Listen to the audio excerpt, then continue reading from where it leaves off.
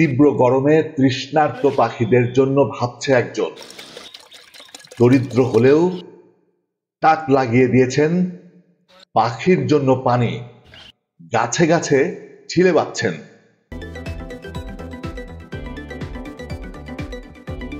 তাপদাহে পুড়ছে দেশ। প্রচন্ড গরমে মানুষই যখন ঘর থেকে বের হতে পারছে না, তখন পাখিদের জন্য এক রং মিস্ত্রির এমন উদ্যোগ সত্যিই প্রশংসা কুড়াচ্ছে সকলের। বাংলাদেশের যে তাপদাহ চলছে তার ভিতরে যে আমরা মানুষ নিয়ে ভাবছি না, আর জহির রায়হান একজন পশু পাখি নিয়ে ভাবছে, এটা তো একটা বিরাট ব্যাপার মনে করি আমি। বিভিন্ন গাছে গাছে তিনি লাল রঙের পানির পাত্র বেঁধে দিচ্ছেন, যাতে ওই বৈরী আবহাওয়ায় পাখিরা অন্তত সুপেয় পানি খেয়ে জীবন বাঁচাতে পারে। তার এ ধরনের কাজে জেলায় পড়েছে হইচই। পেশায় রং মিস্ত্রি, নাম জহির রায়হান। মানবিকতার এক অনন্য দৃষ্টান্ত এখন তিনি। গত প্রায় 10 দিনে চারিদিকে প্রচন্ড খরায় পুড়ছে দেশ। ঘর থেকে বের হচ্ছে না মানুষ, তখন তিনি গাছে গাছে লাগাচ্ছে পানির পাত্র।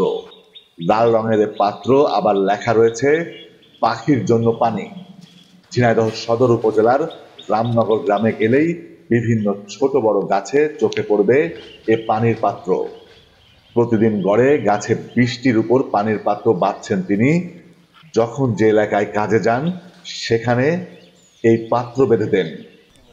জহিরান যে কাজগুলো করছে খুবই ভালো কাজ, যেখানে পানি মানুষেরই পানি হাহাকার, খালে বিলে কোনো পানি নেই, পাখির জন্য যে পানি সে দিচ্ছে, এটা খুবই একটা ভালো কাজ।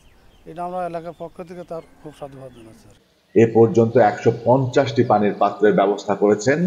এর মধ্যে রামনগর গ্রামে 20টি, কালুহাটি গ্রামে 20টি, জাফলবাড়িয়াতে 20টি, চণ্ডীপুরে 20টি ও ঝিনাইদহ শহরে 20টি। তার এ উদ্যোগ দেখে সারা দেশের মানুষ খুবই খুশি। জহির রায়হানের বাড়ি ঝিনাইদহ সদর উপজেলার কুমড়াবাড়িয়া ইউনিয়নের রামনগর গ্রামে। বাবা মারা গেছেন। 6 ভাইয়ের মধ্যে জহির ছোট। স্ত্রী ও 2 ছেলে মেয়েকে নিয়ে জহির রায়হানের সংসার। তিনি রং মিস্ত্রির কাজ করেন। স্ত্রী শাহনাজ খাতুন বাড়িতে সেলাইয়ের কাজ করে সংসার চালান।